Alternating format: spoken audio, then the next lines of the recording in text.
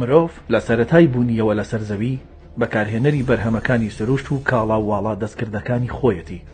هەرچیەک لە خۆی زیادەیە و لی دەمێنێتەوە دەبێتە پاشماوە و فڕی دەدات.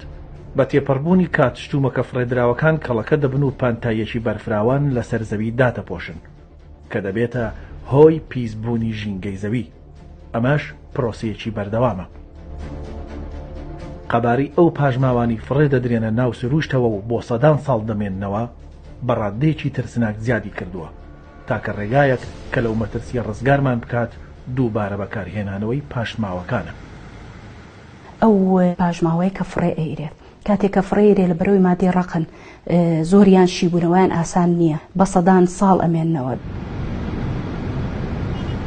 ئێمە کوشاری سلێمانی ڕۆژانە 1200 تەن تقریبا خۆڵ و خاشاکمانەیە. ئەو زبڵخانەکانی قژال دێ ڕۆژانە 2000 تەن زیاترە. ڕۆژانە تقریبا ئەو بەرمای کە تێنە ڕەوانەکردن بۆ کارگا کۆشل سنتەری بۆ پارێزگا دۆ کە دەبنە 420 تەن تا 450 تەنە.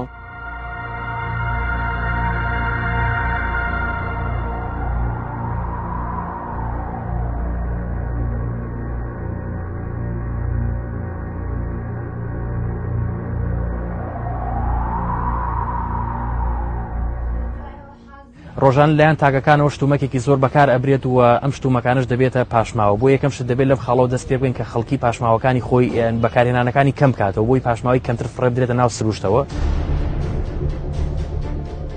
وڵاتانی جیهان و بەتایبەت وڵاتانی خاوەن پیشەسازی گەورە لە ڕێی پرۆژەی کارگە گەورەکانیان ڕۆژانە گاز و دووکەڵ و پاشماوەی تەنەکانیان دەخەنە ژینگەوە و پیسی دەکەن. هەرچەندە هەرێمی کوردستان وڵاتێکی خاوەن پیشەسازی مەزن و کارگەی زۆر گەورە نییە، بەڵام لەبەر نەبوونی سیستەمی ڕیسایکلین ئێرەش بۆتە بەشێکی بچووک لەو پیسبوونەی زەوی.